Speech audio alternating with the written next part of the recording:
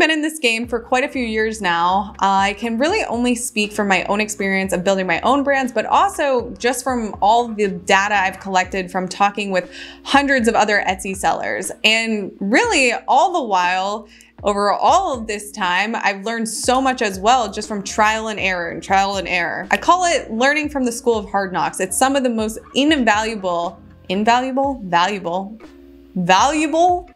I think it's valuable, okay.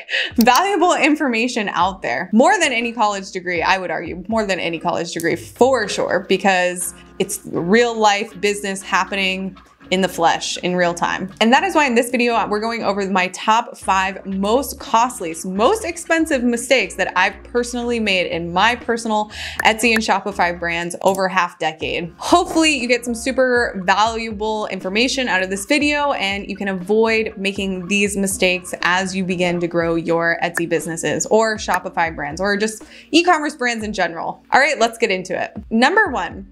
In the initial ascent into my first brand on Etsy, that actually really gained momentum fast, like faster than normal, I would say, but also that was attributed to just how fast I was also working and not sleeping, basically. That first brand initially was in the fast fashion niche, fast fashion landscape. Fast fashion is fashion that's happening fast, basically, where trends are changing really fast. You're not selling super high ticket, middle ticket, I would say. We weren't the lowest, but we weren't the most expensive either. And although I was chasing fast fashion trends, or what I thought was trends or trending, I wasn't actually putting data behind my decisions. So when you launch your business for the first time, you're everything. You are the marketer, you're the photographer, you're the designer, you're the operations guy with fulfillment, you're the customer service agent, you're HR, you're not really HR, but bookkeeping, like you're everything. So there's only so many hours in the day to basically launch new stuff, which we know is the key growth factor in growing an Etsy listing, is launching listings, launching new products, split testing new listings. So when looking back, although I was chasing these trends or things that I thought were trending, I wasn't actually putting data behind my decisions. And this is nothing new that you probably see on YouTube, but I do want to reiterate that your time is the most valuable thing, especially in the beginning. So you might as well set yourself up for the best case scenario based off of your higher level thinking and your own design skills, but also data, and not just blindly launch things because you like the product idea. What I wish I did is I wish I spent a little bit more time in the competitive analysis part of my launch process when I was very, very first starting out, because the time spent probably would have yielded a better return instead of me just working on things at random. Well, it's really as easy as using a tool like eRank. I mean, honestly, you could do this without a tool, but it would just be easier with a tool because you can find these shops in like 3 seconds if you use a tool. Basically, in eRank, you can go and look at all the newest shops. So shops that have launched in the last 12 months, I'll just put 2023 since we're only 1 month into 2024. And then you can sort it by the shops that are pushing the most sales volume in the shortest amount of time, or even sort it by 2024. And then you also have the option to sort it by category here on the left side. I'm not curious about shops that already have 100,000 sales. I'm curious about shops that are newly launched within the last 12 months, but are pushing the most sales in comparison to everyone else, because obviously they're clearly doing something right. And sometimes what we end up doing is we kind of, if we're selling jewelry, we'll just click the jewelry button and we'll look at those top shops. But remember, just because you're selling jewelry and somebody else is selling jewelry, that doesn't mean that your brand vibe is actually chasing the same customer avatar. So when we're deciding who we're even competing against, we want to make sure that we're actually choosing competitors that we want to emulate, meaning similar product is not just good enough. We need to go past that. Similar product is one, but also similar brand vibe, similar price point. Can we actually compete with their value proposition and their marketing? When you look at a competitor, you get a gut feeling that says, oh yeah, I can definitely do better marketing than this. I can have way better photography. It's kind of like this gut feeling that we get as entrepreneurs. We're looking at competition. We're trying to find competition that actually is something that we want to aspire to be like. Jewelry is a really good easy example of this. Your specific jewelry and the type of jewelry that is going to exist in your brand could be attracting a completely different customer avatar than somebody else. So somebody selling bulky, gaudy jewelry is very different than someone selling minimalist jewelry. So if you're going after the minimalist customer avatar, that's a completely different customer than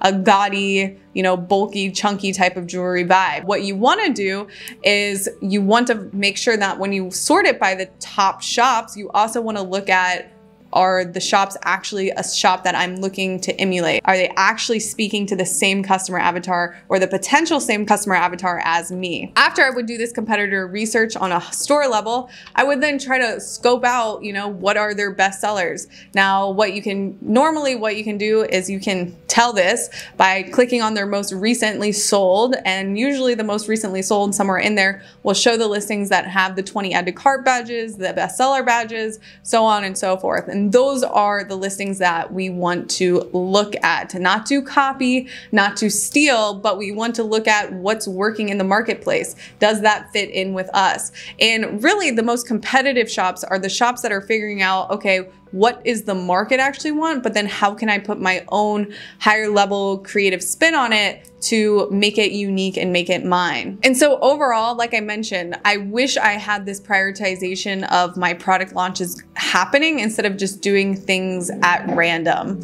And there's a lot of tools that you can use for this: Sales Samurai, Everbee, eRank. Different tools are going to give you different search results, different search volume, different sales projections. But at the end of the day, what these tools are doing is they're showing you who is at the top. That is the valuable information. If Sales Samurai says that the search volume is 2,000, but Everbee is saying it's 4,000, when you sort what your best case scenario words are, they are going to show you who's ranking first, second, third, or what keywords are ranking first, second, third relative to the other words or other shops or other listings available to you. That is the core thing that you're looking at. We're not trying to get obsessive and stress ourselves out at this point. No, we just kind of want to get an idea of what is the best case scenario to put our efforts towards first, second, third, fifth, since we only have so much hours in the day to have so much output in a given day. My second most costly mistake in my business, and this isn't going to pertain to people that are super new,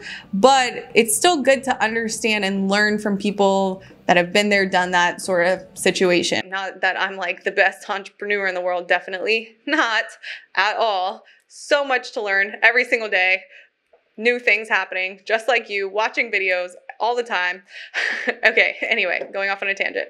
But the point is that the second biggest mistake that I personally made was not hiring sooner. Now, to give you an idea, I was just a solo entrepreneur like most of us, but what I failed to do was recognize when was the right time to actually hire somebody to help me, the right time to delegate and elevate, to stop working in my business and start working on my business. And when I look back, I think this was probably even more costly than number one, because in all honesty, like if I had a proper organization set up with proper systems set up, my $100,000 months easily could have been $300,000 or $400,000 months. But because I was just running such a broken reactionary system, there was no way. I was at my absolute max. At the time, I was doing well over 6 figures a month just by myself somehow. Customer service, I was doing fulfillment, I was doing design, research and development. I was running to the post office 3 times a day. I was managing and running PPC. I was offering personalization on everything. I was working with brokers to get my raw materials.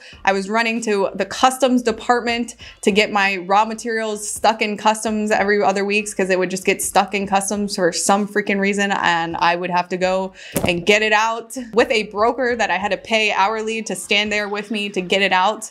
At one point, we're back ordered like 600 orders, and my broker literally stood there and helped me fulfill orders one time, and I paid my broker to help me. But anyway, I'm not complaining by any means, but looking back, there is a right time to hire and fire people. And I actually learned afterwards, well, I didn't learn right afterwards once I hired people. I learned the hard way after I hired people and then hired people incorrectly. I learned about the hiring firing process from a book called Traction. And even if you have no employees, but you plan on growing an organization, or even not, even if you just want to eat an easy read, because honestly, I hate reading, this book really changed my whole mentality when it comes to running a business and what a proper business organization is supposed to look like. And so basically what Traction lays out, the key performance indicator, or the KPI that tells you that you are ready to bring someone into your organization, is basically this. If you have a standard workday, let's just pretend your standard workday is a 9 to 5 workday, which mine was not a 9 to 5. It was like 7 to 10 pretty much in those times. But if 9 to 5 is the goal for a standard workday, and 9 to 5 would be considered 100% of your workday, the KPI that says it's time for you to bring in somebody else is when it requires you over 120% effort just to complete your 100% daily tasks. And this is when you take that 20% and you start offloading it to someone else. And this is where you begin to delegate and elevate. And then you can start removing yourself from the standard operating procedures, or things like customer service and fulfillment are just always usually the two easiest to remove yourself from. And then what that does is it frees up your time, and then you have the opportunity to do what? Grow the business instead of work inside the business. So standard things like customer service and fulfillment take up a lot of time and just brain energy. And a lot of times it takes that creativeness out of you as the CEO being the visionary of this whole thing to focusing on new growth and new products and, you know, that part of the engine that is the growing part of the organization. Other KPIs that are indicating that it's time to hire somebody is when a certain part of your business engine starts suffering at the expense of not having enough time to get to it. So you're depleting the quality of your products, your customers are not happy because you take too long to answer them. If something's happening where the customer experience is being depleted because you just don't have enough bandwidth, then that is also a really clear sign that it's time to bring someone into your organization. Now, in the beginning, you technically could be working 20 hours a day if you wanted, because there's always something that you could or should be doing at any given time. So I'm not talking to people that are just starting out. When you're first starting out, you are gonna work really hard. You're gonna spend a lot of hours in the business. This is more so where you have so much things happening,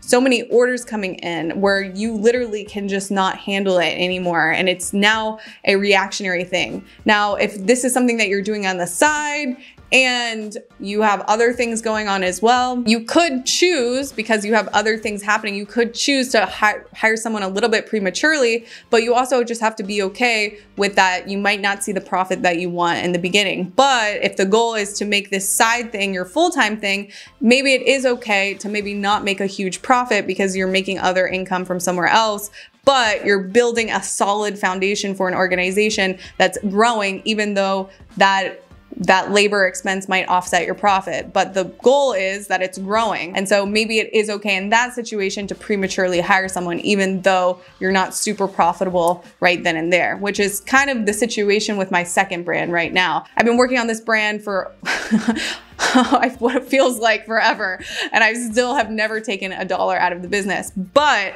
it doesn't require me to work in the business. It only allows me to be the actual CEO and grow the business. And there's also a business partner in it. So I'm taking less profit, but also I get to do only what I want to do from the get-go, which is growing the business, but with the bigger goal in sight. This leads me to number 3, which is systemizing every single part of your Etsy business engine. Now, I talk about this a lot. The next rendition of Etsy sellers are growing what? They're growing trackable, scalable, and repeatable business models. Those 3 attributes are what is going to make you stand out and give you more bandwidth in the long play to build a really successful business on Etsy. And so in the beginning, when we think in terms of tracking and systems and repeatable, like, we're not worried about that stuff, and that's okay. In the beginning, your only mission is to get a proof of concept for your business. You want to see, do people even want what I have to sell? Once we get that proof of concept and we get these universal green lights saying that people like our products, we're getting good reviews, we're making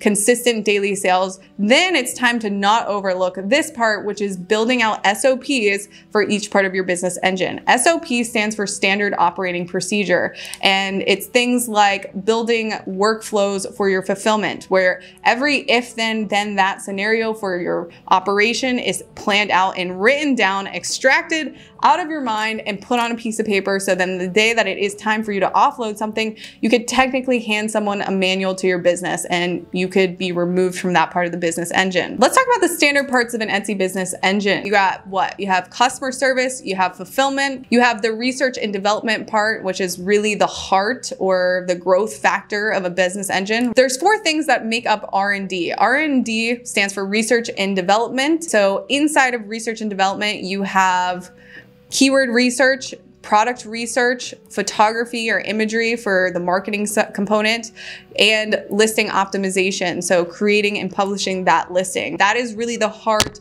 or the growth factor of an Etsy business engine. And that's probably one of the hardest roles to offload to somebody. But even still, we want to start systemizing and thinking in terms of what do I do to launch a listing? What is my process to finding good keyword and product opportunities and writing those systems down? Other components of an Etsy business is Etsy ads. So Etsy marketing, Etsy PPC, reports and analytics. So creating a meaningful profit and loss statement at the end of the month that tells you something about each part of those business engines and how they're performing. And finally, building brand loyalty and follow-up marketing, which technically I guess could go into marketing, but what are the things that you do post-purchase that help build brand loyalty, which I have full trainings on my whole follow-up marketing process in my channel that you can queue next. When you start running your business for the first time, you are just doing things because you're learning how to do them yourself. When you do answer over 1,000 of your own customer service messages, or you do fulfill 500 orders, surely after you've done something a couple hundred times, there will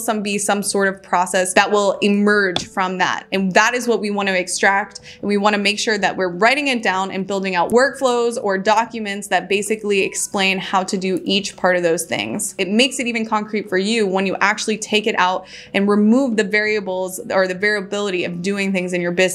When you build a repeatable system, that is the key to unlocking and getting your business to the next level. Number 4 is a follow-up to number 2, which was not hiring sooner. This one was actually probably not firing sooner. When you are looking for help, and when I was looking for help, like a lot of us, you're looking from a place of scarcity because you just are drowning and you just need somebody. You ask your sister, you ask your old babysitter, you ask some, girl that you met at the gym, and you just hire anybody that has 2 hands basically to come in and help. But it really in the long term is not going to serve you the best. You want to treat your business as a temple, and anyone that is allowed to enter that temple is qualified not only to enter, but also has true indicators that they're going to help you grow the business. And so one of my biggest downfalls is that I wanted to be everyone's friend. I just wanted to be the cool boss that everyone liked, gave you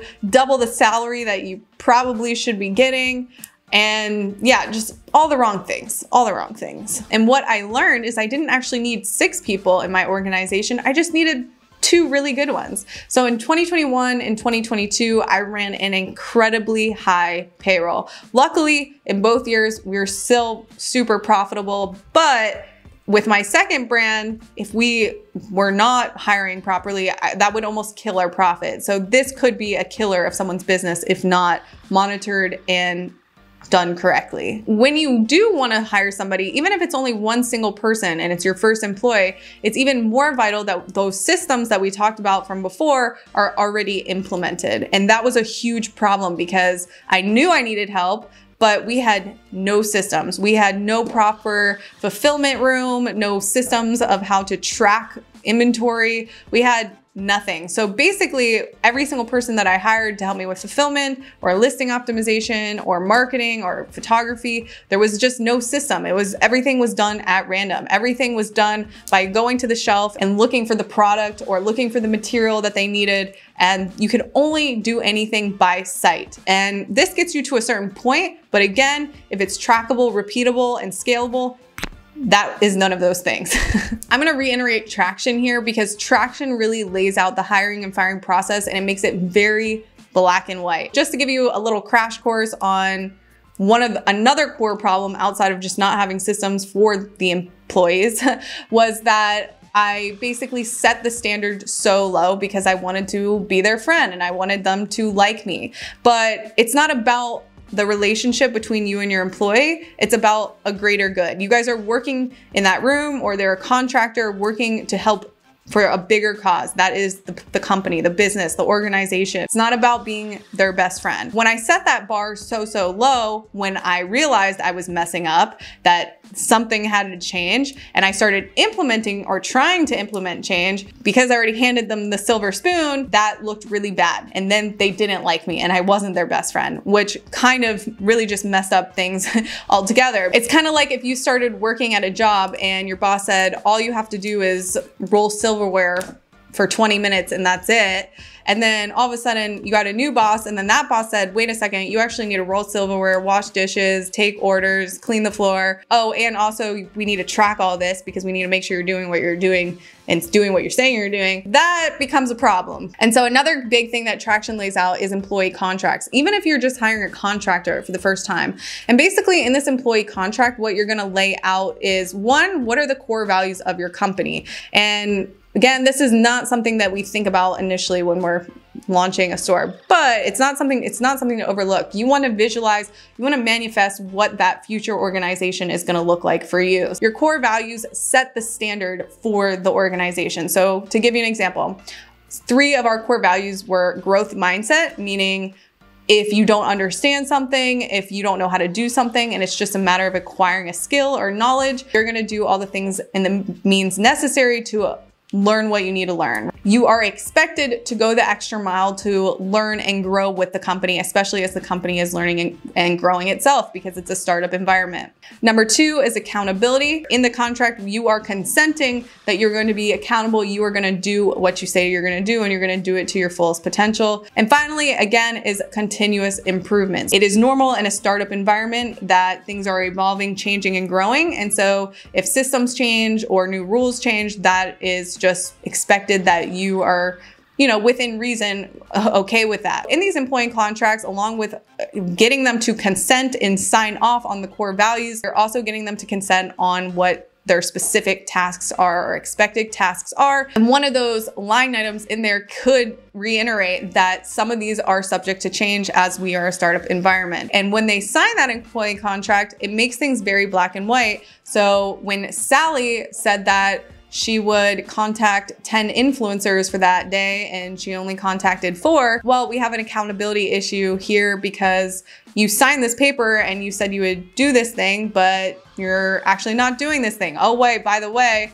you were supposed to do this for 3 weeks and you have only done 3 days worth of. So that's a problem. And basically we ended up having a sort of like a 3-strike rule where if we have to reiterate the contract that they consented to, then we have an issue. But again, Traction goes even deeper on how to handle this. So I really encourage you to read it. Even if you have no employees today, it really just blew my mind. So get yourself the book. And finally, the 5th most costly mistake that I made was not having a SKU system. Now, if you're selling print on demand or you're selling digital downloads, this still applies to you. But first, what is a SKU? A SKU stands for stock keeping unit. It is a unique identification code that helps you identify your products outside of just the listing image and title and maybe variation option title.